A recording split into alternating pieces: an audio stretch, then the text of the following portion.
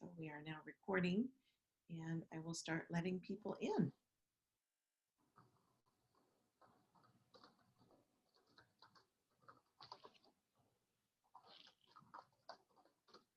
Here comes everybody. Just have to imagine they're like walking in the door.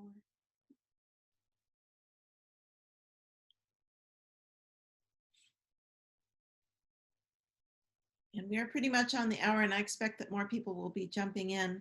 But hi, this is Gretchen, Live Association Manager. I'd like to turn it over to Rebecca, who will start us off for today's Alive Academy. Welcome, everybody. Go ahead, Rebecca. Thanks, Gretchen. Hi, everybody. My name is Rebecca Vierhoff-Kiss, and I am on the Programs and Advocacy Committee for Alive, and I'm really excited about our presentation today for the Alive Academy, and I know we are in for some really, really good content. So again, welcome.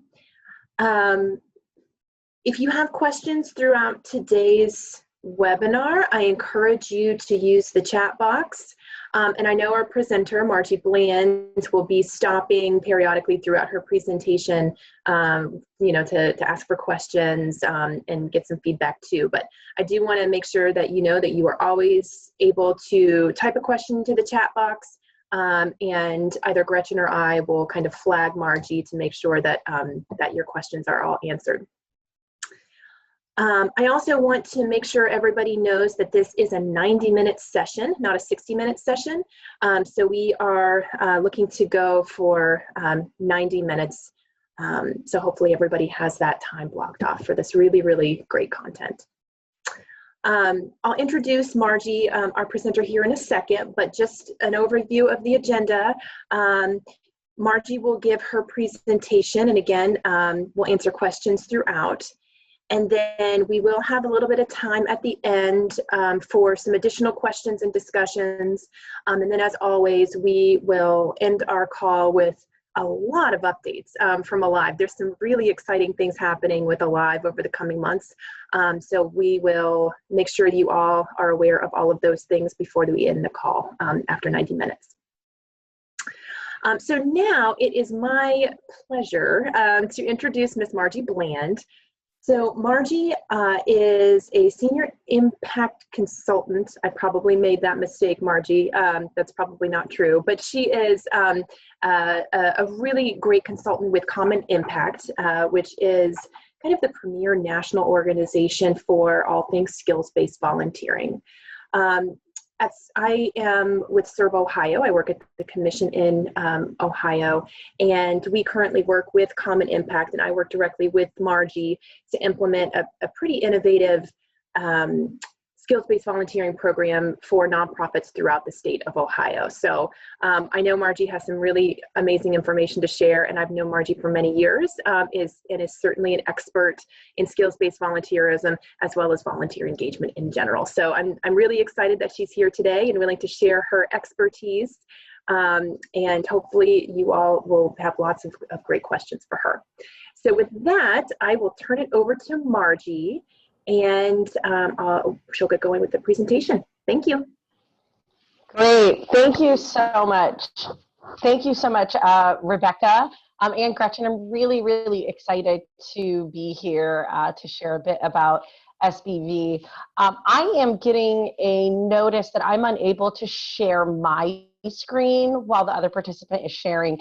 So maybe Rebecca or Gretchen, if you could close down your screen, that'd be great. And then Gretchen, while I'm getting kind of set up, I'd love for you to launch the poll that we have, just so that we can get a sense of where folks are kind of with skills-based volunteering. I know I'm pretty familiar with Alive, and so I know that we've got a crew of folks that are experts in volunteer management in general, but would love to know a bit more about what your experience has been with skills-based volunteering. And I can try to calibrate a little bit of the content to make sure that we are meeting your learning needs.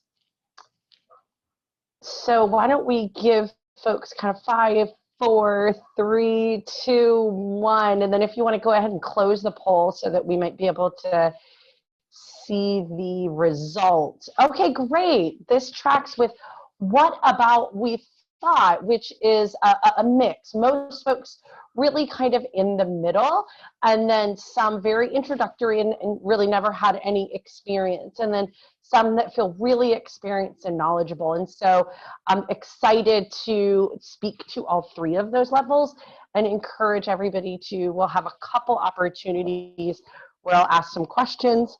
So, and Gretchen and Rebecca will keep me honest in the chat box window and make sure that I'm answering all of those questions. So, Rebecca, thank you so much for the warm welcome. As she shared, she and I have had the opportunity to work together for the past few years on a really exciting partnership. And then I've also had the pleasure to have known Rebecca for many years. I won't say how many, and in her work as part of Serve Ohio and other organizations. So a little bit about me, as Rebecca shared, I am with Common Impact, and I'll tell you a little bit more about who we are and what we do. But for the purposes of today's presentation, I wanted to share that really my role as a project consultant with Common Impact is to work both with companies and with nonprofits. And so I work a lot with companies to understand their needs and goals related to skills-based volunteering and how skills-based volunteering fits into their overall employee engagement and philanthropic activities. And then I would say my favorite part of my job, what I get to do, is to work directly with nonprofits to understand what their needs and challenges and goals are, and how those could be addressed through skills-based volunteering. So I do a lot of what we call project scoping, where I connect directly with a nonprofit, usually via phone, but then really chat through the challenges that they're having and scope that into a very defined project description.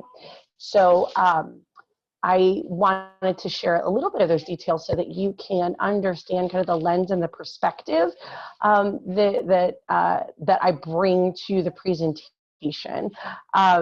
And a little bit about myself. I'm a coffee lover. You'll see me sipping on it throughout. I'm a 3rd generation Buckeye, and I really am very passionate about making a difference in the community and connecting other people to their power to make a difference. It feels important and urgent, particularly right now at this moment in time, when I know so many folks are interested in seeking ways that they can make an impact.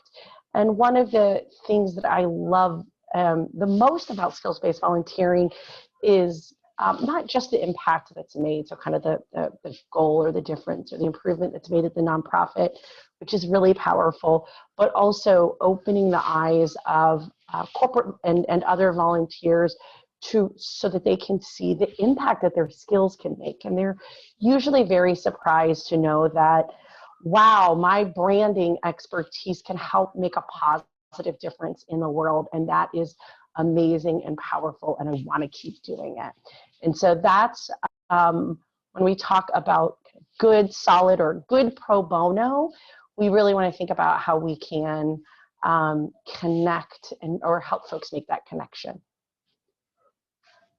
So great. A little bit about what we'll cover today. I want to go through the definition and the structure of skills-based volunteering.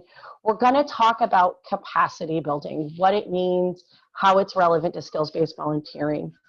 As you can imagine, in 90 minutes, we cannot cover absolutely everything related to how to do good pro bono, but one of the phases or components that I really like to prioritize in trainings is project planning, because it really helps to set the stage for a good experience. Probably most importantly, I'm going to highlight and walk you through additional resources. So while I hope that our time together gives you some solid information and generates some excitement around skills-based volunteering, our work is not over after these 90 minutes. And so you've got some really great tangible resources and to continue forward with being able to meet your goals related to skills-based volunteering. I wanted to just highlight some of the learning objectives. Really want you guys to understand both skills-based volunteering. We'll talk through the definitions, the concept, and I want, my goal is that you will walk away feeling like it is a tangible, actionable opportunity and no longer just a concept. I want you to think about and have tangible ideas for ways that skills-based volunteering can help your organization. So I know that we've all got challenges and goals that we likely might not have all of the resources that we need to be able to meet those. And so want to spark some tangible, actionable ideas for the ways that you can receive help. Again, we're going to talk about the process of project scoping, which is important because it helps us to translate projects. So we have a need, we have a challenge at our organization. How do we structure that and communicate to a volunteer exactly what we need from them? And of course, as I shared, where to go for more information. We've got lots of exciting free resources available to support you in next steps. And I'm going to highlight those and heavily encourage you to check them out further along. I'm also going to talk about our pro bono hotline, which is a new resource that Common Impact has recently launched. And it is a way for you to access skills-based volunteers right away. So if you have a challenge that you're noodling on, you're not quite sure how to scope it into a project, you can fill out an application for the pro bono hotline and be connected with a volunteer within very short order, about 48 to 72 hours, to talk through a challenge. So lots of, hopefully lots of different ways that you can get involved and get excited. And I'm going to pause there and just see if there are any questions. I see that Rebecca did share that she's going to share the deck at the end, but I'll pause and see if there are questions. So go ahead and pop them into the chat box. And if you think of something for the past slides in a couple of minutes, just still put it in the chat box and we'll bring it back to Margie at the next break or when it feels appropriate. So don't see any other questions yet, Margie. Great, thank you so much. So a little bit about Common Impact. So we're a nonprofit ourselves, and we help to develop, design, and implement skills-based volunteering programming in partnership with many corporate partners.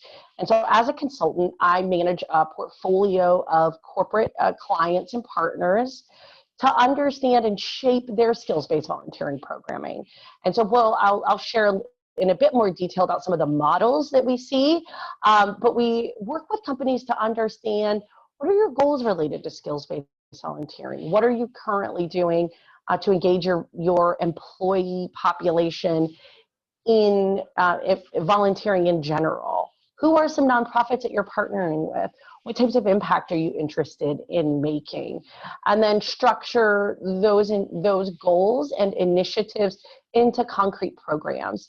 And then our team of consultants also then helps to support the actual execution.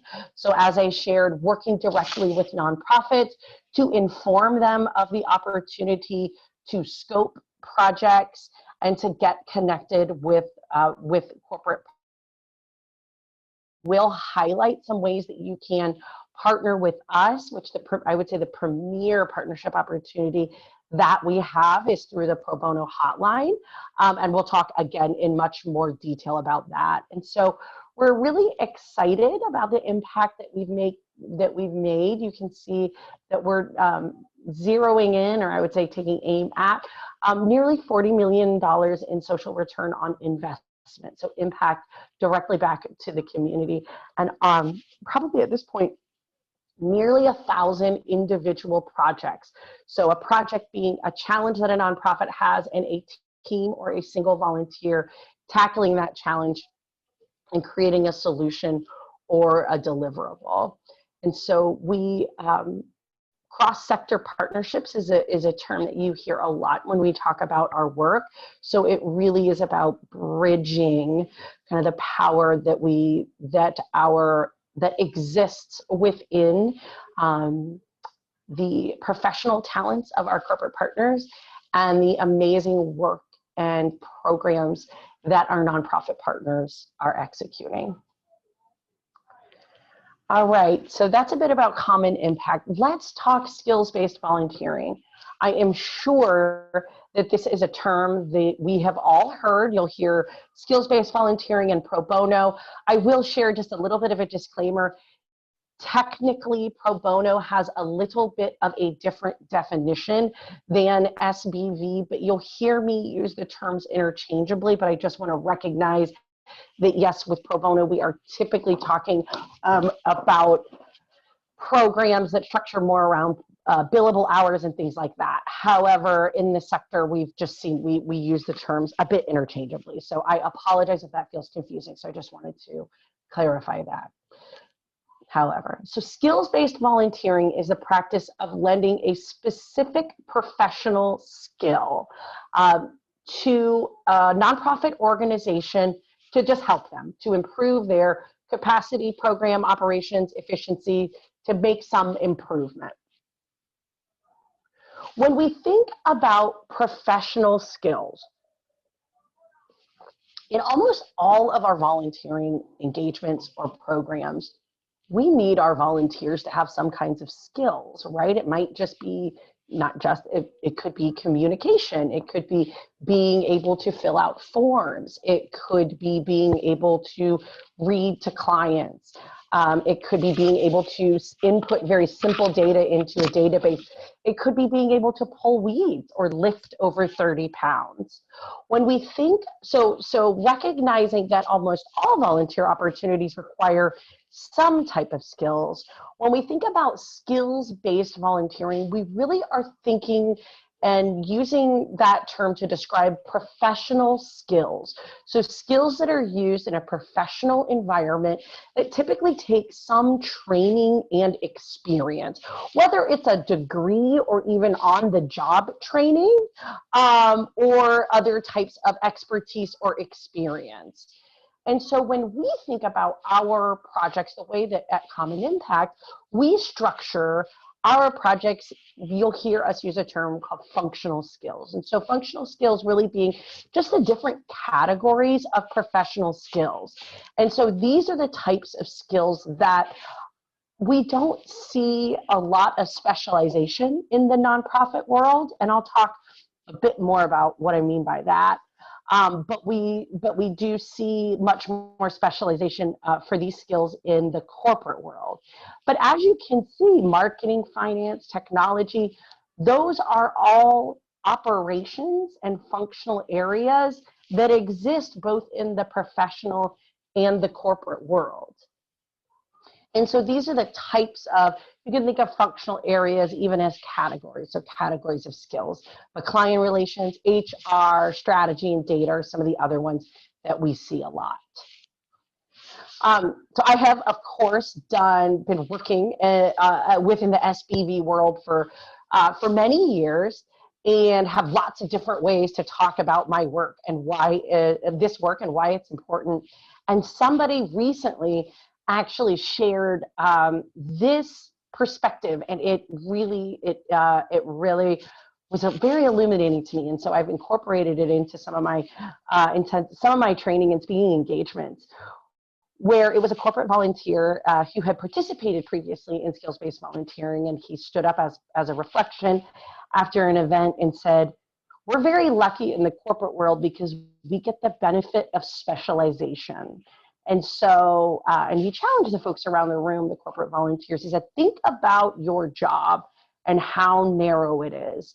Some of us, our only job is to input and maybe analyze data all day long. And so we work within one database or one Excel type world. Or our job is only to translate complex messages into social media content.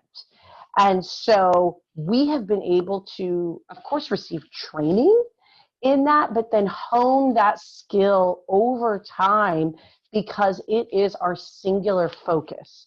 Whereas in the nonprofit world, our nonprofit partners are wearing many, many hats. And so unless you're working for a very large corporation, it's unlikely that that there is a marketing person, for example, that is only focused on social media content. And whereas in the corporate world, that's very common. And so as you can imagine, that person that is from the corporate side has had the benefit to hone those skills.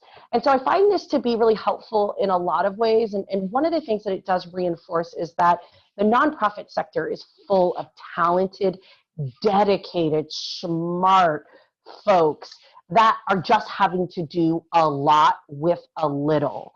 And so both in terms of their time and capacity, but also in terms of their resources. Whereas in the corporate world, they are able to really direct specialized resources directly where they're needed.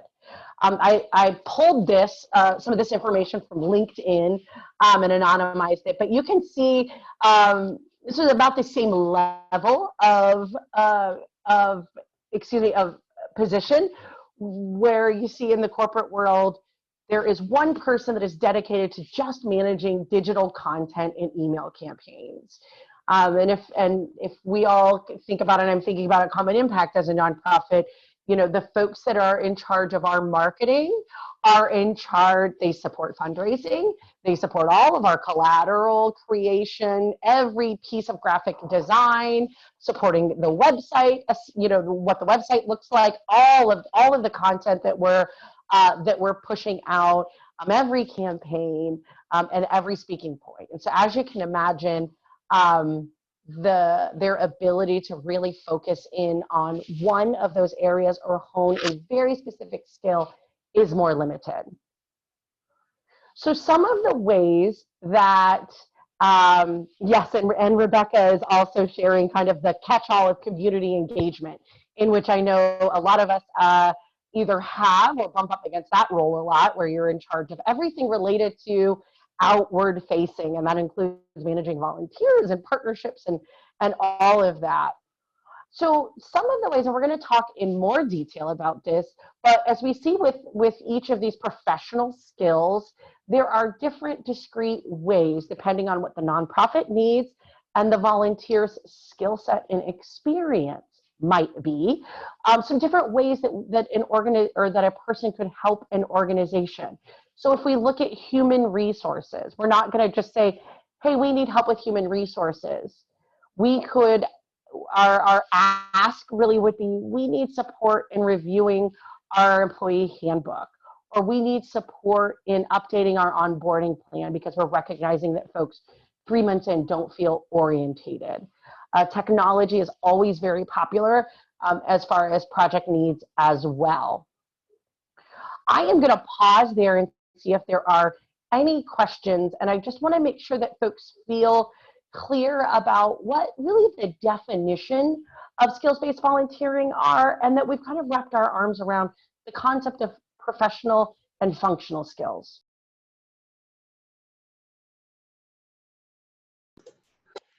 Hey, Margie, this is Rebecca. So would you consider someone who is like a master gardener, a skills-based volunteer to come and do some work in your community garden, for example?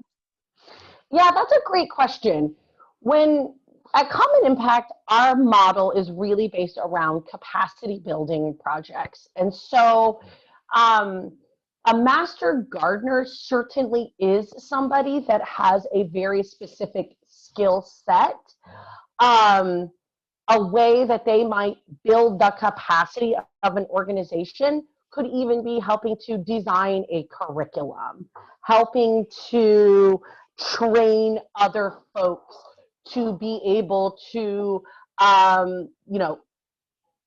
understand the roles or understand best practices. When we think about, we really want to think in terms of what is a discrete need and what is an end goal that a skilled volunteer could provide to us. Now, there are certainly, when we think about other really special areas of specialization, like you could think gardening or construction or things like that, those might be more areas where you might think that makes sense to really hire a consultant or hire a part-time person to really execute this programming on an ongoing basis. What we're going to really focus on here is what is a discrete challenge that we're having, and how can a skills-based volunteer or team of volunteers plug in, help us to solve that challenge, and then we kind of move on from there. So that's a great question, and I encourage, I don't share that example so that folks feel limited, but that they understand that there are different ways to engage skills-based volunteers and different, and so we'd want to approach that opportunity individually. Great question, thank you. All right, any other questions? Okay, thank you, Rebecca. I'll keep moving us forward. So I want to talk a bit about capacity building. And I think that, Rebecca, your question really helps to frame this conversation. When we think about, we certainly can engage skilled volunteers in specialized projects or specialized opportunities as they come up. But one of the major challenges that is facing our structure is the lack of ability to, facing our sector is the lack of ability to invest in infrastructure. So we all know that typically funders and donors would like to see the majority of their support going directly to programming. So building supplies, tutoring books, uniforms for school children, a new playground. And they feel less enthusiastic about investing in a database for your organization, or the time that is needed, or an HR consultant, or the time that is needed to review a policy or implement a new process. We typically, I've also heard, again, I'm so lucky I get all these little nuggets from folks, but I had a nonprofit partner at the end of an event reflect, in the nonprofit world, we're really great at focusing on what's urgent, but not on what is important. And so the community needs that we're addressing are urgent and unfortunately growing. And so we are typically pushed to spend our time and attention directly on programming, as opposed to our foundation and our back end infrastructure and operations. And I could go into lots and lots of detail about why that is, but I think that that's likely a sentiment that we all share.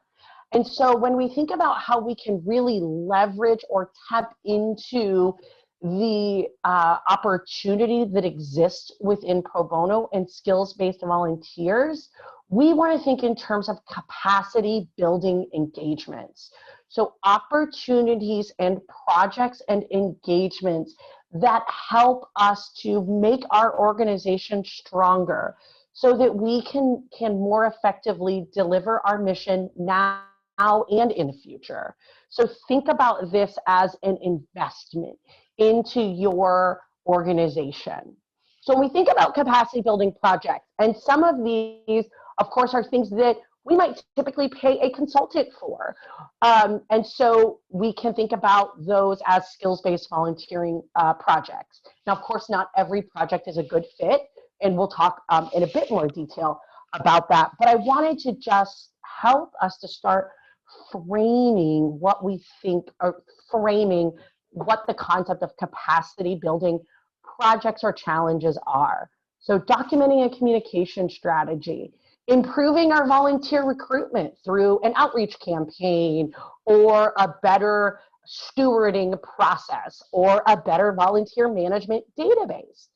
Updating our technology, so improving the integration between our website and our donor database, or improving our outcomes measurement.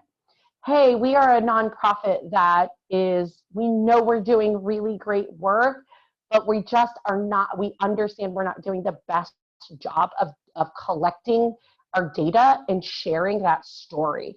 we could benefit from partnering with some data experts to help us design an impact survey and the outline of an impact report. So right there, that's a great way to improve your capacity and meet a challenge. All right, so I'd love to hear from folks in the chat box window. Tell me a little bit about, and it's gonna be 1 word, 2 words, what are some capacity building needs or infrastructure challenges at your organization? And let's just fire some of those off in the chat box window. I'd love to just see some engagement, make sure that folks are, the message is resonating with folks. And then I also would really like to, of course, I'll do my best to share some tangible examples and anecdotes throughout. And so it's helpful to see a bit of what feels top of mind for folks. I'm seeing marketing, I'm seeing staff onboarding, graphic design, and IT. Technology is always a big need. I'm going to even put in here Salesforce expertise, because we are constantly wanting to update and customize our Salesforce instance, and we do a good job of it, but gosh, if we had unlimited resources for Salesforce expertise, it would be great. I see web development. You know, some of the things that I'm seeing, these are really expensive expertise to try to hire out, and so it can be prohibitive to nonprofits. So even as we are prioritizing some of this stuff, we're recognizing that it just can be challenging. I'm also seeing strategic planning. That's another one. Again, it's not urgent, but it's important. And so wanting to connect with volunteers around strategy. This is great. Thanks so much. Please definitely keep those coming. It's very helpful for me to see. And then also, my hunch is that you're seeing some similar challenges to your organization, or that your organization might be experiencing as well. And so I don't necessarily have the magic bullet, but I will share that we're all in the same boat, and SBV is a way to meet some of those challenges. Great. I'm just going to keep us cruising on. All right, so we've identified that we've got needs, right? Even just the handful of folks that have plugged in have really identified some really tangible needs that they have. We know that there's volunteer interest. More than 50% of companies are these days have a formal SBV program. It is the fastest growing form of corporate engagement. More than 70% of professionals on LinkedIn have indicated an interest to serve on a board or share their professional skills. So the interest is there, the nonprofit need is there. Why are we not seeing widespread adoption? Why has there not been an SBV revolution? Well, there's some barriers. So some of these are real and some of these are perceived. Well, they're all real. Even if it's a perceived barrier, it's still a barrier. But some of these revolve more around the perception. And so let's talk about what some of the nonprofit barriers are, and then we'll also talk about the corporate barriers and what we're hearing.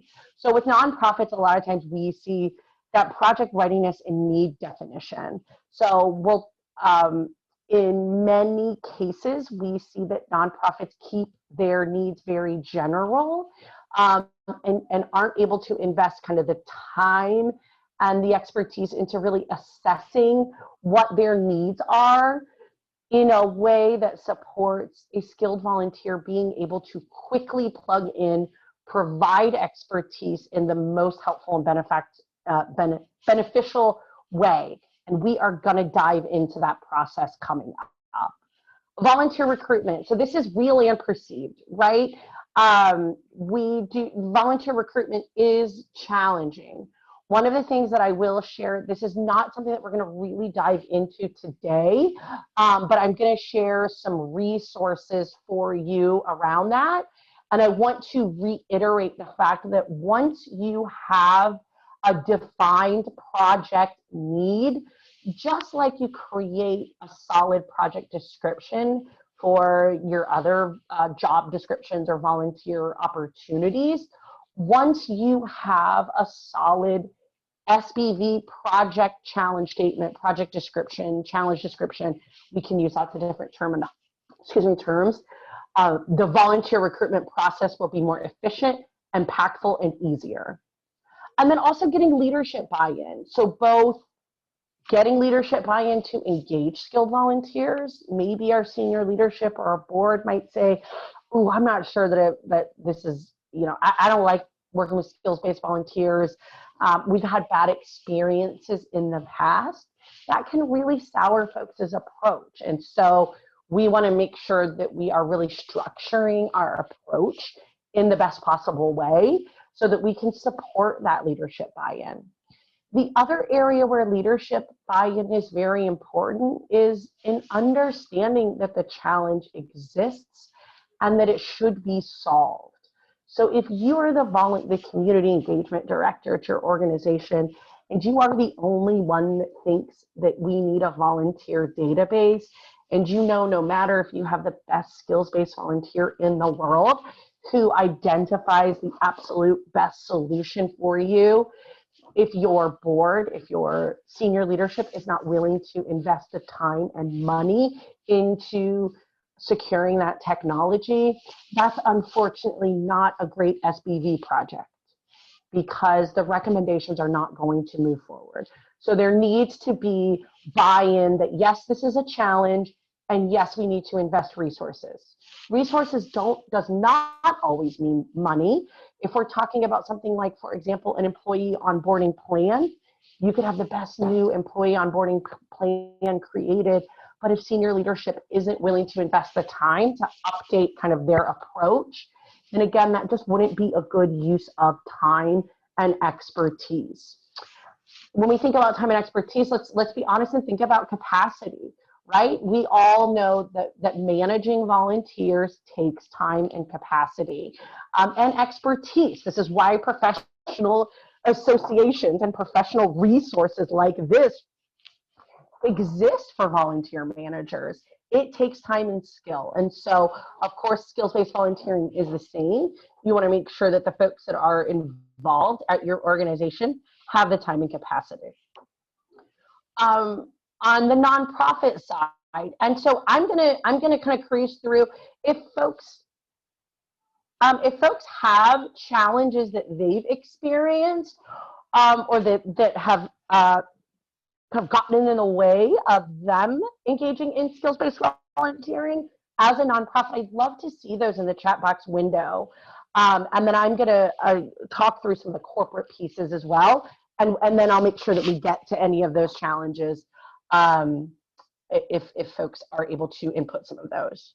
So on the corporate side, we see this both when we are working directly with corporate partners at Common Impact, and we'll also share a bit of an anecdote in the partnership that that Common Impact and Serve Ohio have, in which Rebecca and I have been supporting. We gathered together a group of corporate leaders to support on a panel for a group of nonprofits in our cohort last year. And we heard a lot of similar themes in both of their interest and motivation and excitement to engage in skills-based volunteering and also their trepidation. And so this really tracks with what we're also at Common Impact, what we're hearing from the field as well. So a lot of times there's not clarity on the matching process. So how do I match my HR volunteers to a nonprofit? So one of the ways that we do this is by using shared terminology. And so that's why when you hear us talk about projects and challenges, you hear us use terms like marketing, data, finance. So those are terms that create kind of a shared language between both the nonprofit and the corporate side. So if we can approach our corporate partner and say, I have an HR project that needs a team of volunteers with expertise in updating employee policies, that feels really relevant and accessible to our corporate partners, as opposed to just saying we need HR help. And then also a lot of times employee volunteers can feel a bit intimidated about the fact that they don't have nonprofit exposure or expertise. And so when we think about, excuse me, a little bit of allergies. This is one of the other reasons why we really want to focus and scope projects that are focused within a capacity building area.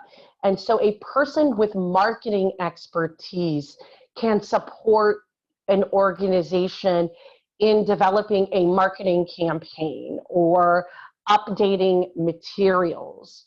When we think about things that require a significant exposure to our clientele or really detailed knowledge of a specific community issue, that's where there can be a bit of a lack of expertise. And so as long as we are focusing our projects and communicating that focus to our corporate volunteers that, hey, yes, we are a hunger relief organization, but what we really need is a cost-benefit analysis.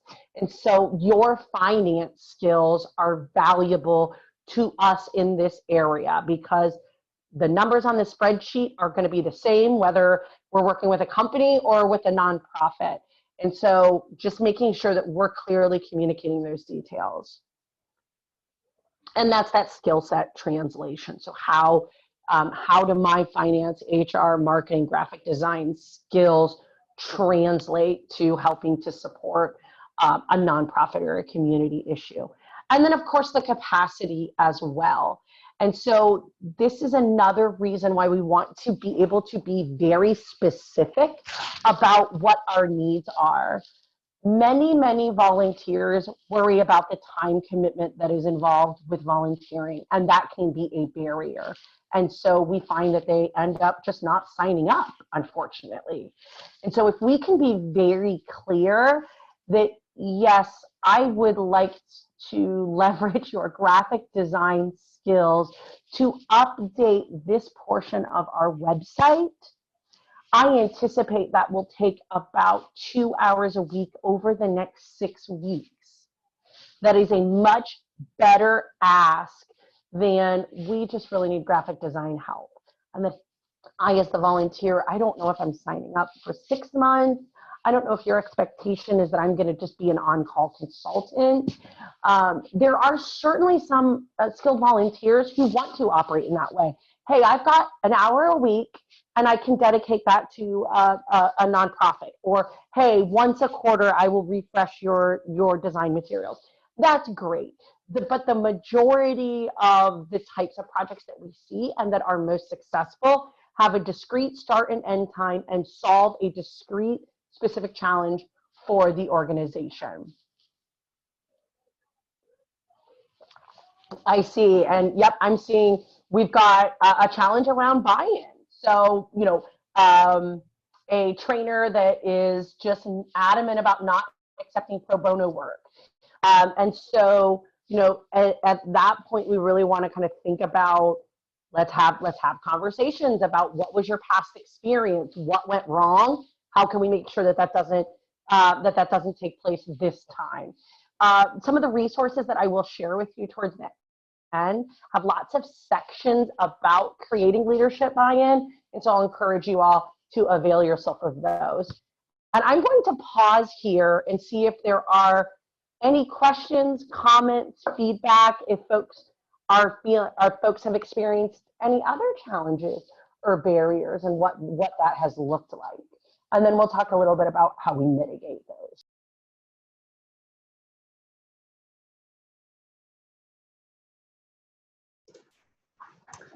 I can talk a little bit. This is Rebecca. And several jobs ago, we had a skills-based volunteer who was super excited about making an app for us.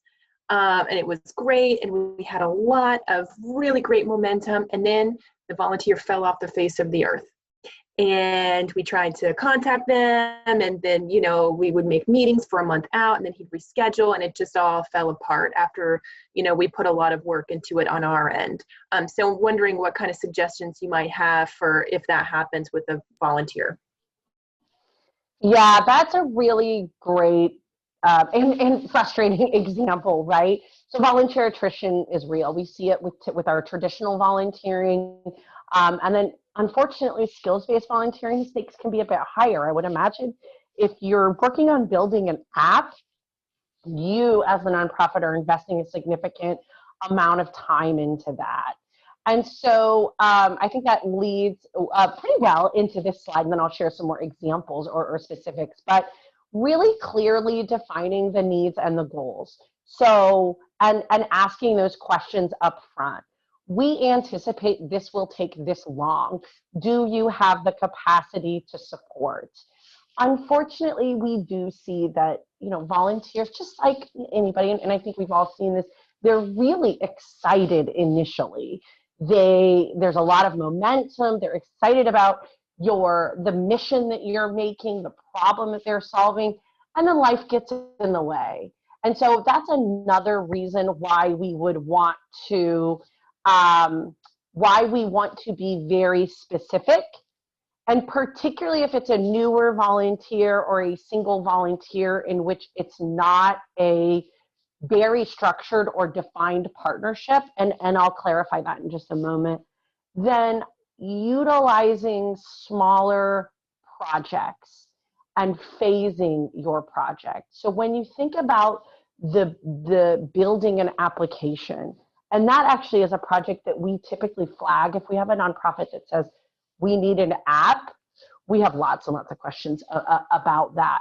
But we might think about, okay, let's phase this out. So let's document all of the functional requirements. So really put on paper the design of the app, everything that we need it to do, all of the integrations we might need it to make. That is a challenging process that requires some technical acumen. And so that can be an area that a skilled volunteer, that's a project in and of itself. And so if we can work with the volunteer to just initially complete that part, and then we can kind of check in again. Okay, hey, now we're going to move into the actual development and kind of the actual tech pieces and building of it. Are you still available, interested, motivated, and have the right skills to continue with this? If not, then maybe that's an area where we hire a developer, or we approach or find another resource as well.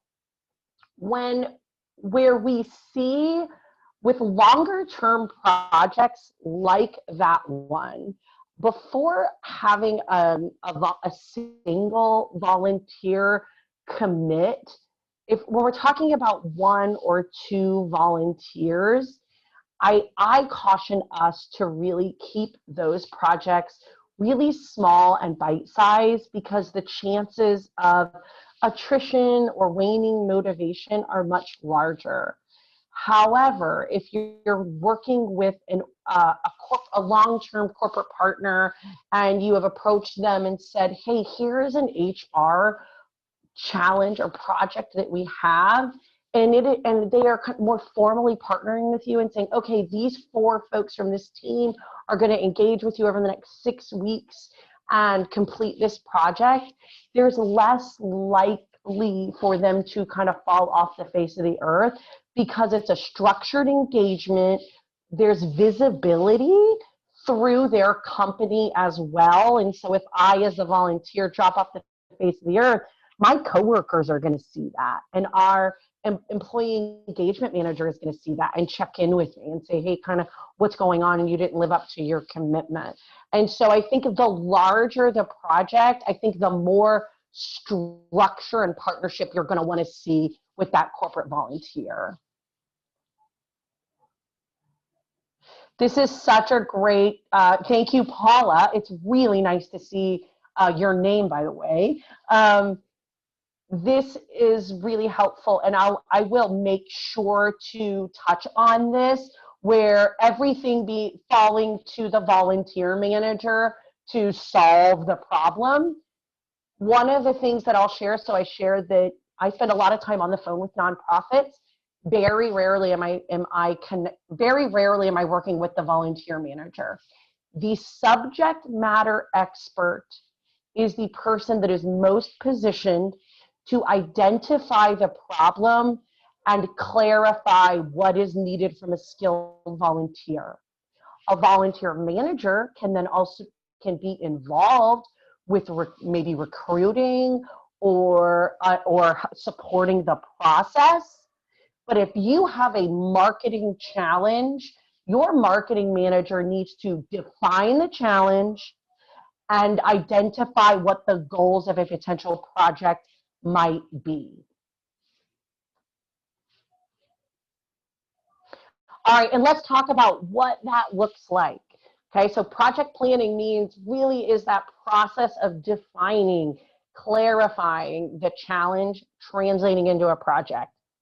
When we talk about projects, skill-based volunteering can look different. And one of the things actually that has been really exciting in this really challenging environment that we're all working in is that at Common Impact, we have been guilty of being really structured. We have a model that works really well for us, and we've seen a lot of success with it. Well, of course, since March, the entire world has flipped upside down. And so we are, of course, entirely virtual. We're finding our corporate partners and our nonprofits have less capacity. They have more urgent needs. And so we are working to incorporate more flexibility into our programming and our engagement. And one of the things that I'll also say that we've seen with our Serve Ohio partnership is that we've provided kind of an intensive training experience for the nonprofits in the cohort. We did really deep dives into each of these models that you're seeing here. And then we saw that they kind of implemented them with a little bit of their own flavor and approach, which is great. And so I share these as concepts, as framework that you can make work on your own. So when we think about the different models or types of skills-based volunteering that we execute and that we see are, one of the most popular is day of service. This typically used to take place in person, where we would scope a discrete challenge or project. And you can see lots of information on the Common Impact website about days of service and how to plan them. But essentially, you go into the day with a discrete challenge or project scoped out, connect with a group of skilled volunteers who have the right skill set and experience to create a deliverable that is helpful for your organization. So it's really targeted support. You could even, I encourage folks or nonprofits to think about this as if you could just sit down with a group of consultants, technology consultants, marketing consultants, strategy consultants for a day, what would that look like? What are questions you'd want to ask them? And so if you think about it, so a day of service really is an opportunity to sit down with a group of experts and collaborate together on a solution to a challenge and get expertise, a quick infusion of expertise. We also have a model called advisory services, which is more of a coaching. These are great for more strategic type projects. One of the things that we've seen is we had a nonprofit that was opening a fee-for-service coffee shop, a social enterprise, goodness, and had a business plan.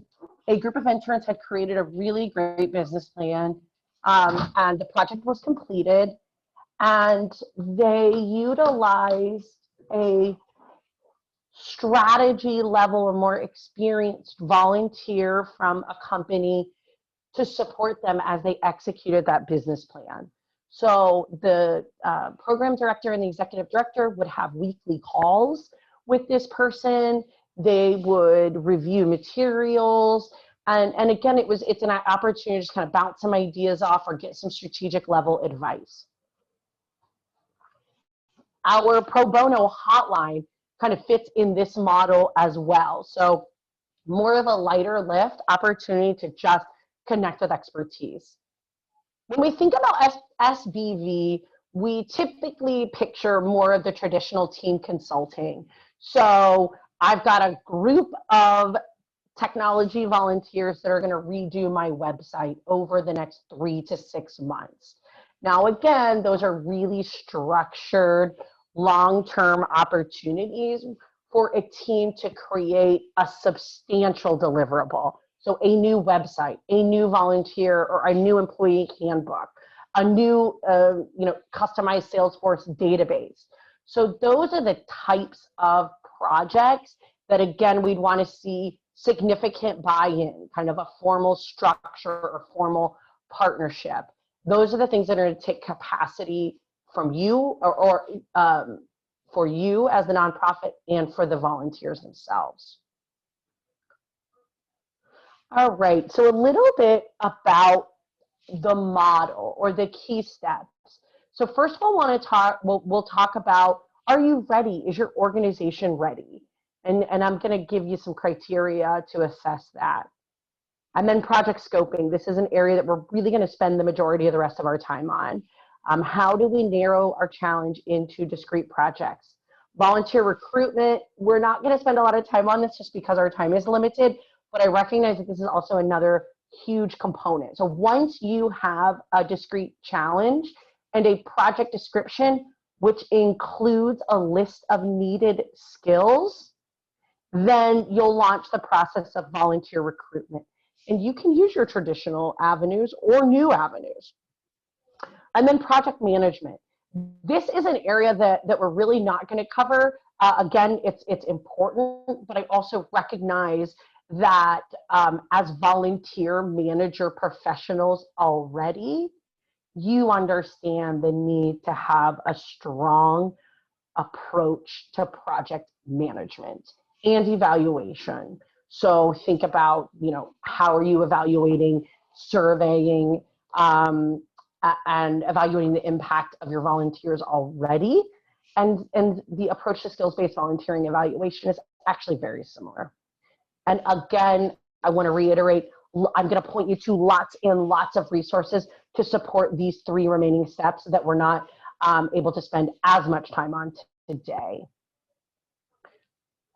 I am going to pause. I realize that it's been a moment since we've paused and asked any questions. I also saw lots of folks bringing up challenges.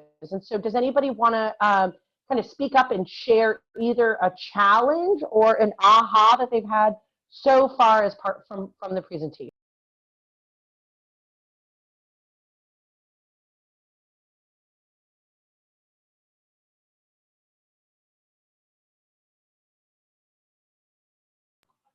All right, I will keep us cruising. I certainly don't want to cut anybody off, but if you have questions, comments, please post them in the chat box window, and Rebecca and Gretchen will keep me honest.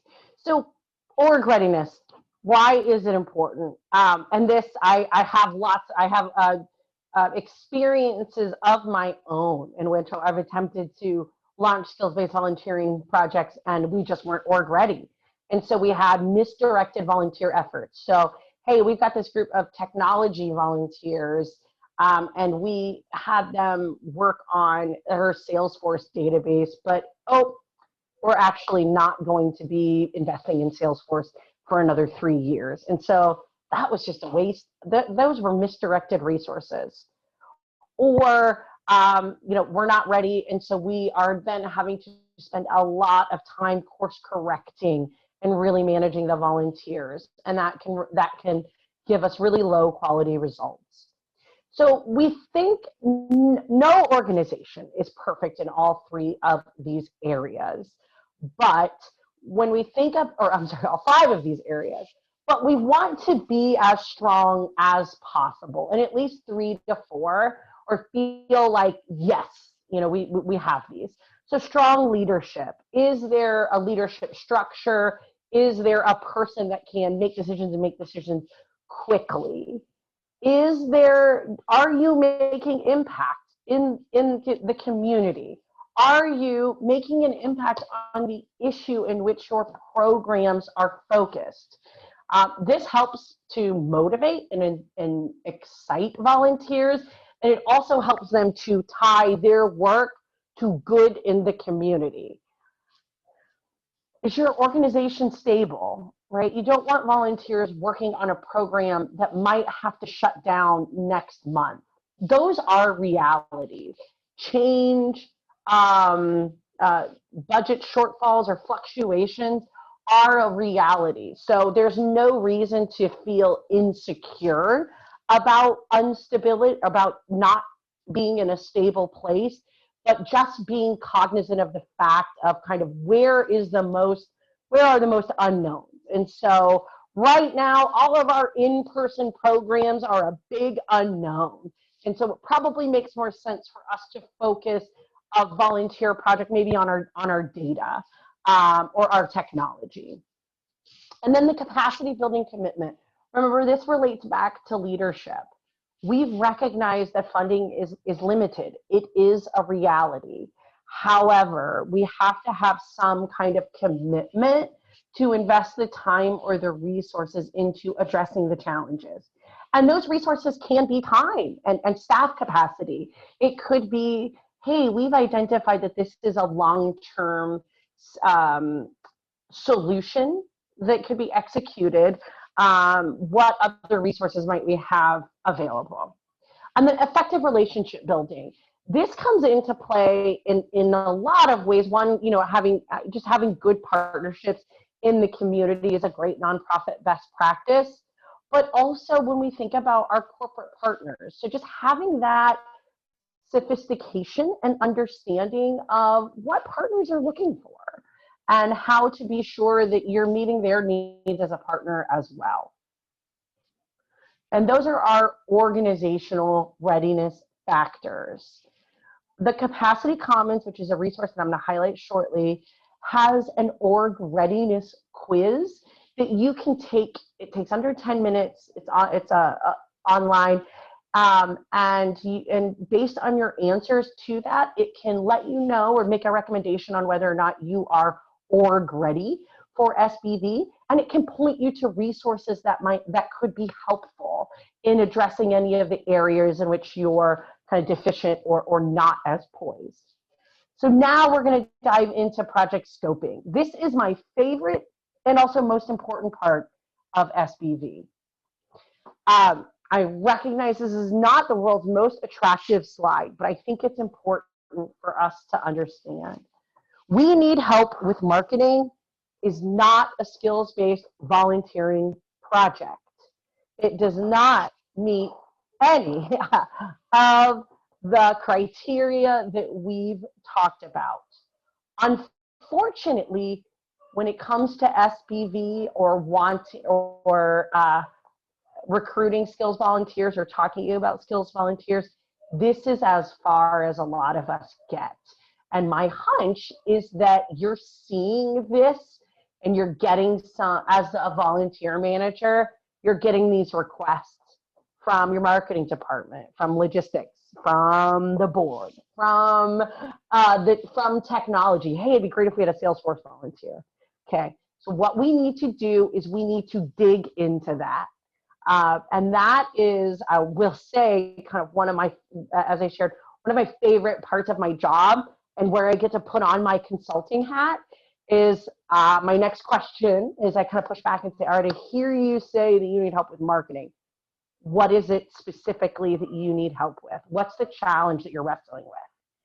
And just like we want to make sure that we are org ready, we want to make sure that our project is ready. And so we want to be able to meet these 5 criteria.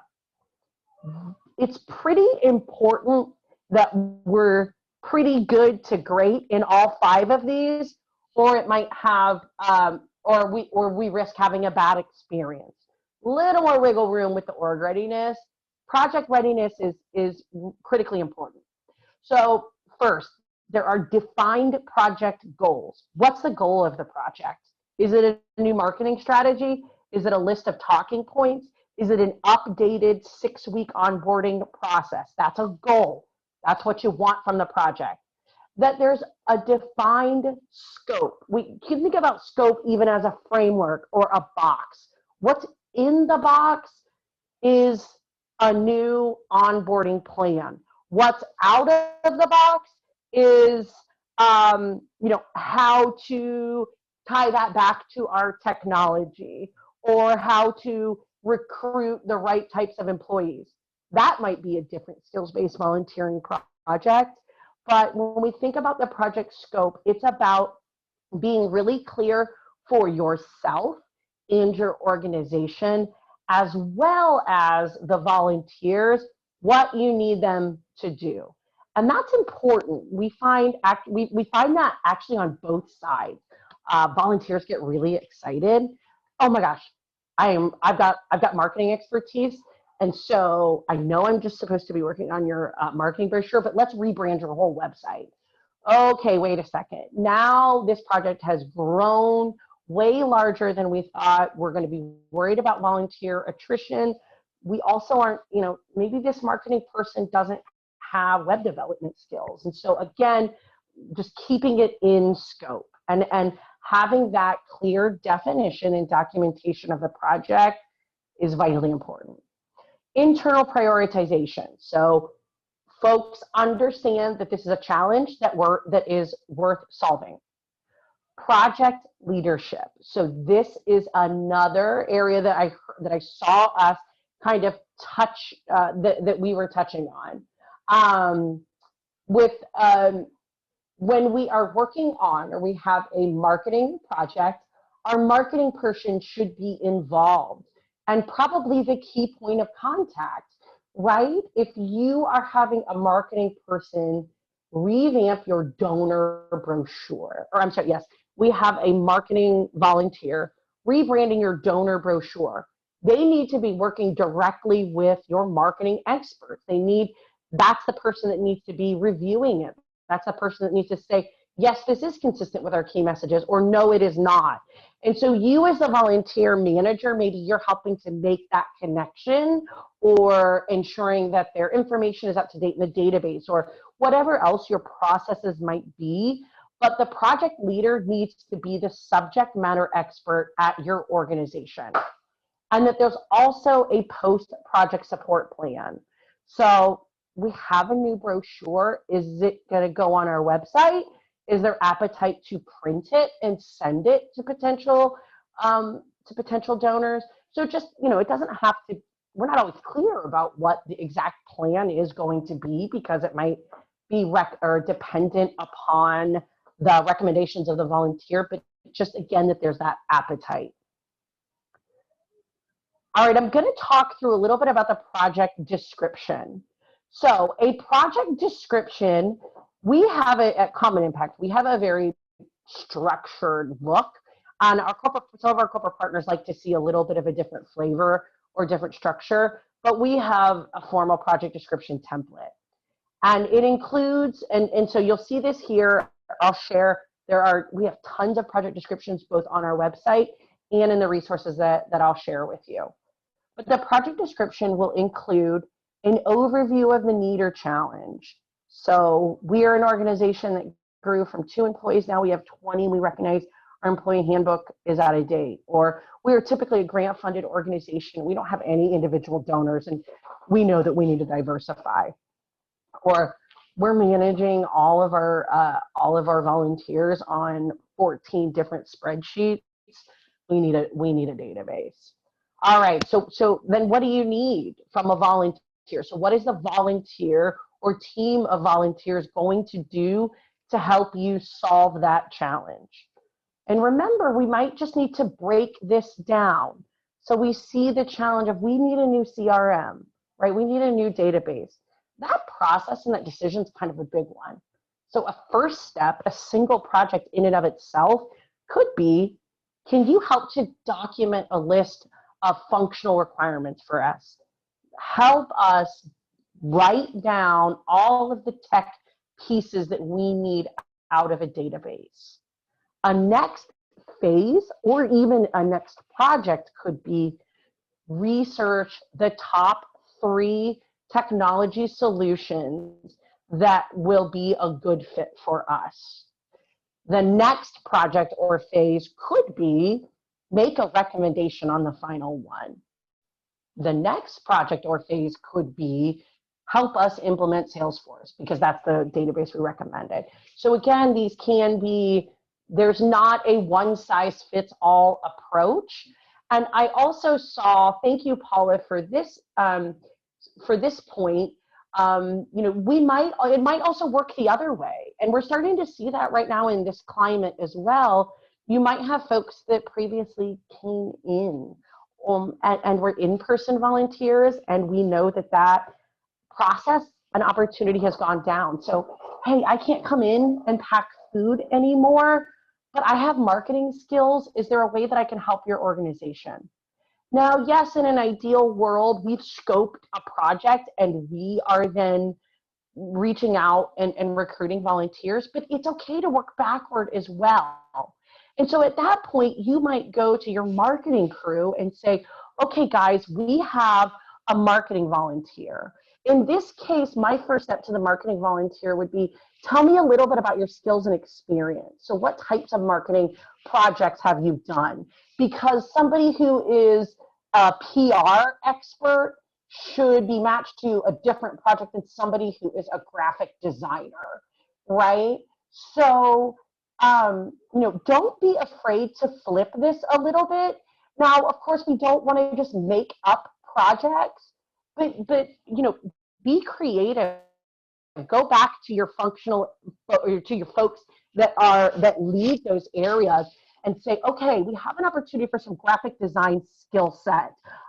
Is there a need? Is there a way that we could engage this volunteer?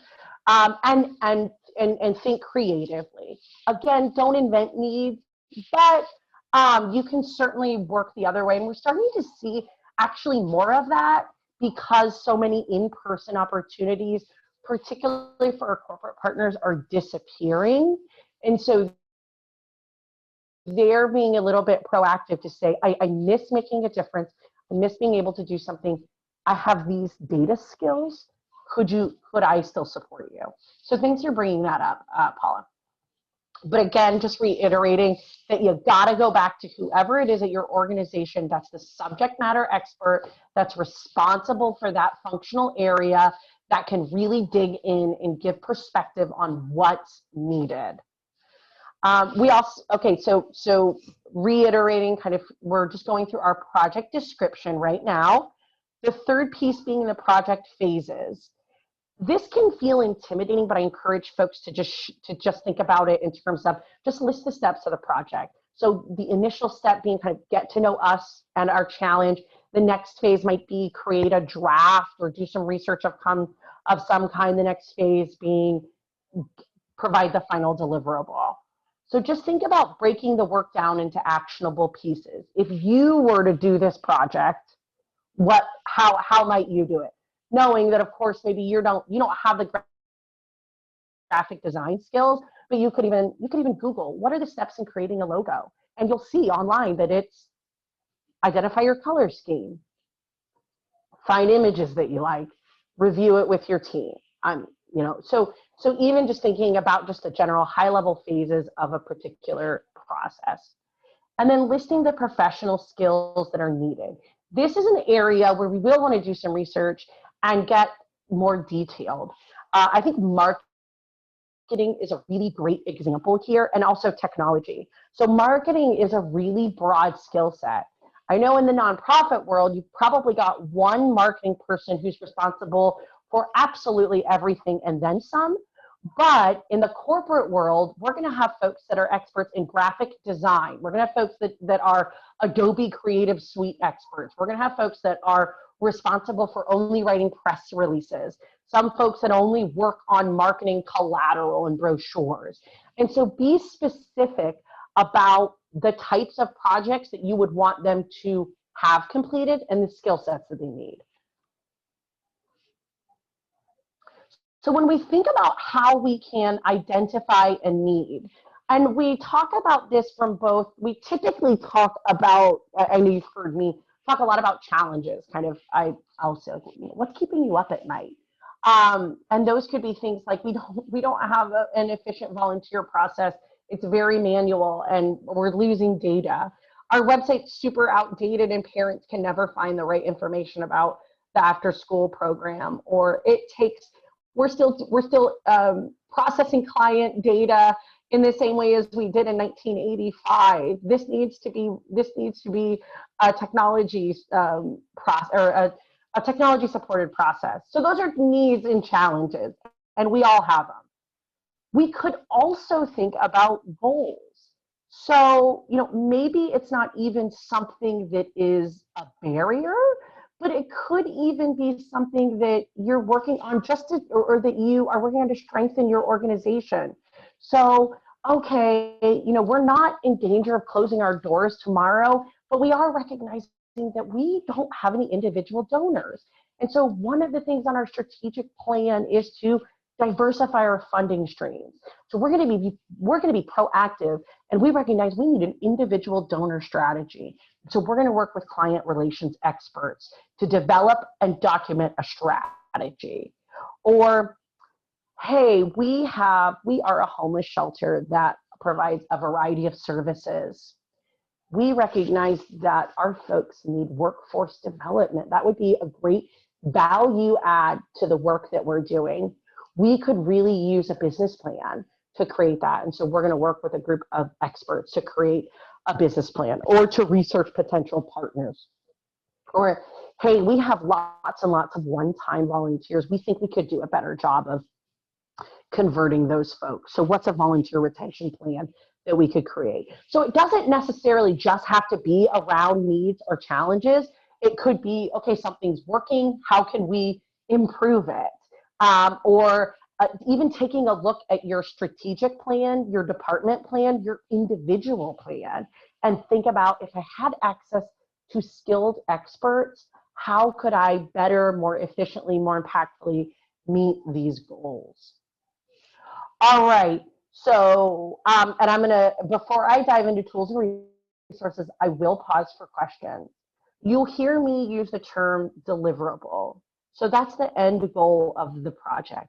What is it that you want the volunteer to hand over to you? Usually that's an electronic handover, right?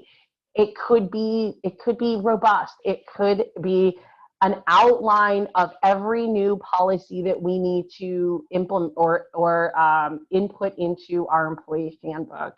It could be a brand new logo. It could be one thing. It could be a group of volunteers saying, based on the research that we've done, Razor's Edge is the best software for you. So it just is, at the end of the project, what knowledge do you want to have, or what concrete deliverable resource, process, tool do you want in place? And that can be multi-phase. Again, it could be a set of recommendations, a strategy, or a final project, or kind of think about it as a final product. Make sure that it's implementable, right? So we recommend that you purchase Salesforce is implementable. You should find a database is less clear, less implementable. This is also part of that project management, where if you're having clear and consistent communication throughout the project, you should be providing feedback to your volunteers on what is implementable. So Salesforce might be a great solution for you because they offer free licenses. Oracle might not be because it costs XYZ dollars a year. And so it's absolutely fine to be clear about what your realities are. So a group of corporate volunteers saying, here's a social media plan, you should hire a social media expert to execute this. That's not implementable, okay? So providing feedback and constructive review of throughout the phases is going to really support that being implementable. And being clear upfront about the expected deliverable. What do you need and why? And if we feel like we're kind of creeping outside of that scope, bringing us back Thank you so much for giving us your ideas about our website. We're excited to think about that next year. For now, I am really excited to get those talking points for our capital campaign that we're launching, which is the project that you've committed to. So just again, being really clear about what you need and why. All right, I'm going to pause there and I'm going to see if there are any questions or points of clarification needed before I dive into tools and resources. I know we have thrown a lot at you, and I hope that you're feeling, it's okay to feel a little overwhelmed, but also excited, and want to reinforce the fact that there are really tangible, specific, detailed resources available to you to support each of these steps and then some. But I want to make sure that folks are feeling clear about the concepts, the terminology, and things like that we've covered. So I'm going to pause and see if there are any questions.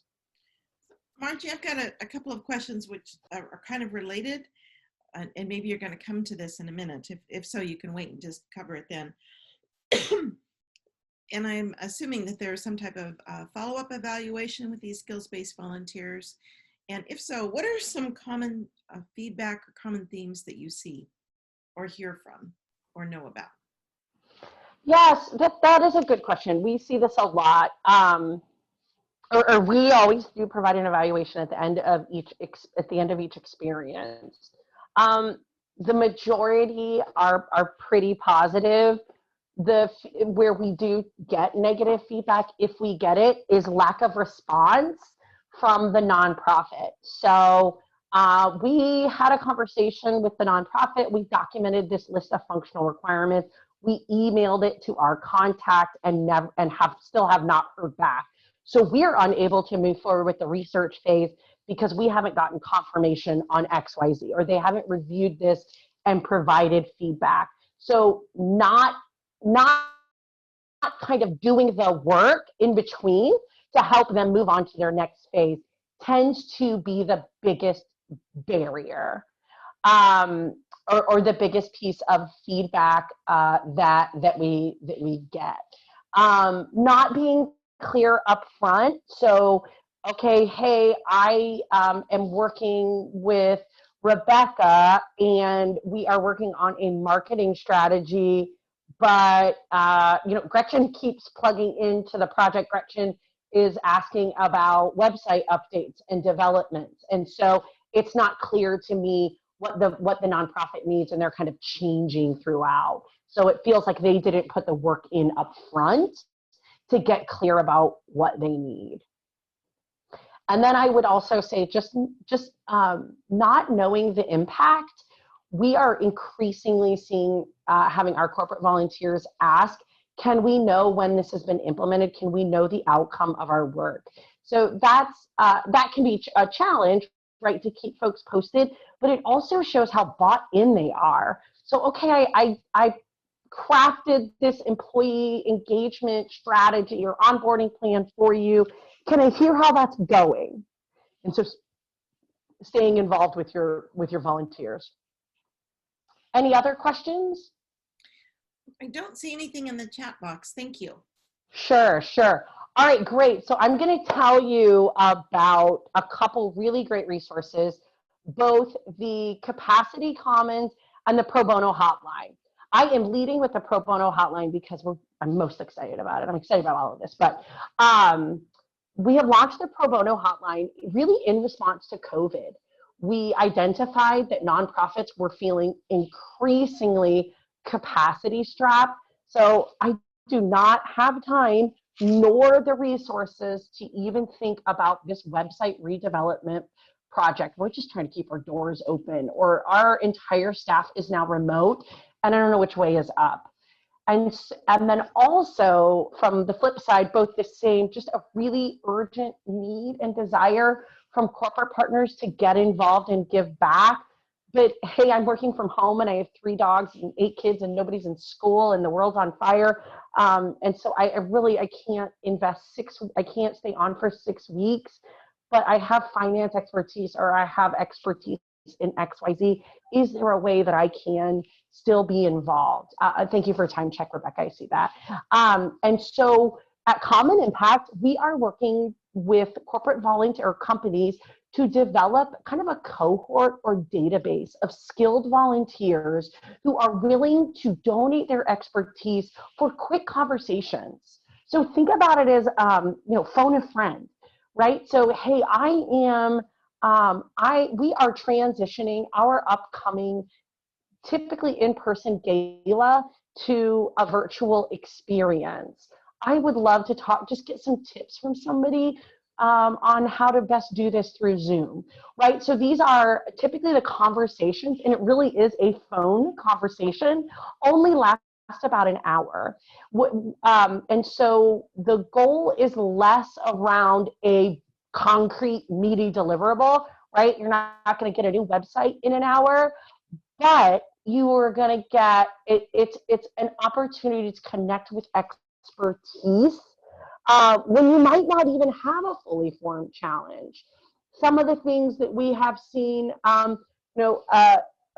we have, our entire staff has gone remote. What are some policies that I should be considering having in place?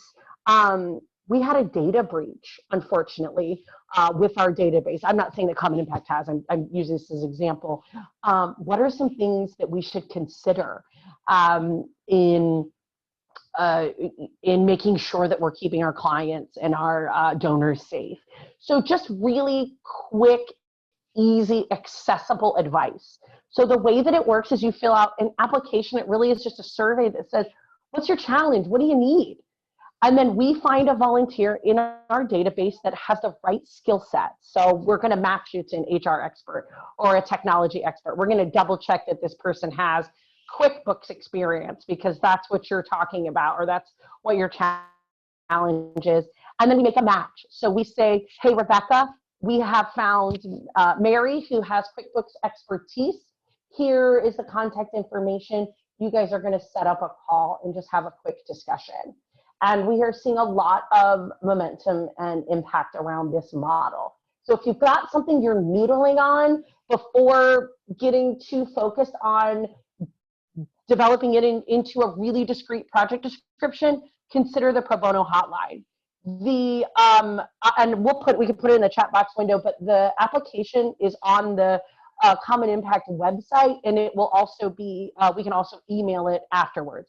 This is available free of charge to any nonprofit across the country in any functional area. So, we've got skills-based volunteers kind of on the line and waiting.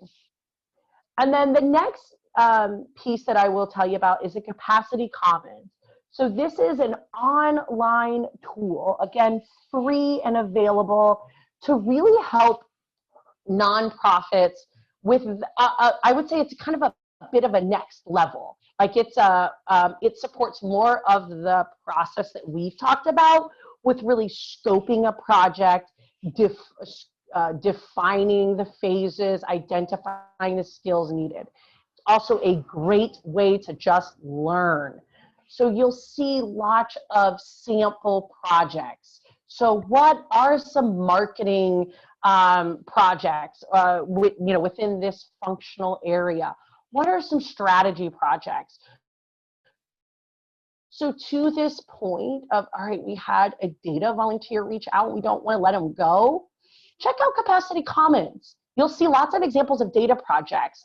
And while, again, we don't want to try to fit a square peg into a round hole, think about, oh, gosh, yes, we really could use a cleanup of our client data or, a review of XYZ. So these are great ways to see potential projects. You can view sample project descriptions. So these are actual projects that Common Impact has scoped and executed. And I'm recognizing that I'm getting really close to at time. So the last thing that I will share is the nonprofit skills-based volunteering toolkit that Common Impact has developed in partnership with Serve Ohio. And it lives on the Serve Ohio website. And it has a soup to nuts of lots and lots of guidance, tools, worksheets, step-by-step guidance on each step of this process that we've covered, including lots more detail about the steps that we did not spend a lot of time on. So a couple recaps and reminders. We see the model here. Remember that important process of project scoping. We've got lots of capacity needs. So we then scope a project to get to a defined project description, which should include an overview of the need, your goal, the key phases, and the skills needed. So as I'm going to stay and kind of hang on the line. If folks do have any questions, I'm recognizing that we are at time, but as a helpful next step to make sure that we're continuing this momentum to leverage this exciting resource, I encourage you guys to go ahead and jot down, and you're welcome to put in the chat box window, what's your next step? Are you going to go on Capacity Commons? Are you going to fill out an application to Pro Bono Hotline? Are you going to talk to your the head of marketing? Are you going to champion SBD to your executive director? So what's that next thing you're going to do? And then where would you like to be in 1 week? And then where do you want to be in 2 weeks? So maybe by 2 weeks, you have a defined project description. By 1 month from now, you're in the process of recruiting skills-based volunteers, or you're pitching this to your corporate partners. And so I really like to, when I end trainings, and I do this myself too, is I jot down kind of some of these priorities. So if anybody has a next step that they're really excited about, feel free to put it into the chat box window. And I'd love to see what folks are thinking. And from there, that is the time that I have. I apologize, I recognize I'm right at time. So thank you so much to everybody. I will hang and I'm available for questions as well. Awesome. Thank you so much, Margie. That was incredible information, a lot of information, but I really appreciated the resources that you shared, which I have put in the chat box as well. I just have a couple of updates to share about Alive and some upcoming things, but Margie, I need you to kind of relinquish control of the screen so I can share my screen and share with you some upcoming events. Awesome. Okay. So just a few announcements. So Alive is going to be having a networking social on September the 29th at 6 before the debate. So check that out. And I'll mention all of these things are on the Alive website on the calendar for you to check out and find registration details about as well. Our hybrid conference is coming up on October 20th and 21st. Really encourage you to take advantage of that and check out the details as well. Our next Alive Academy webinar is going to be October the 28th, and that will focus on a debrief of the hybrid conference. Definitely check that out. And then we also have a lot of Alive Academy webinars scheduled for 2021, and we're really excited about the content that we have coming up in the next year. So again, check out the calendar on Alive's website and look at the really great content we have coming up next year. We have our National Summit of Local Associations, November 5th. We have our annual meeting coming up on November 18th. As always, we have opportunities. If you ever want to present on an Alive Academy webinar, we would love to have additional folks involved. So think about that and check out those opportunities on the website. And then again, we're always looking for additional volunteers to serve on Alive committees for membership, marketing, and programs and advocacy committee meetings. So definitely check those out as well. And with that, I think that is it. So again, sorry for taking a little bit more time, but I think it was worth it for the great information that we got. We will follow up after with some additional resources and the PowerPoint presentation. Thank you, Margie. Thank you, Gretchen. Thank you, everyone. And I hope you have a wonderful weekend. Bye-bye, everyone. Thank you. Thank you for having me. I appreciate it. Thank you so much. Great. Thank you, Margie. Happy Friday, everybody.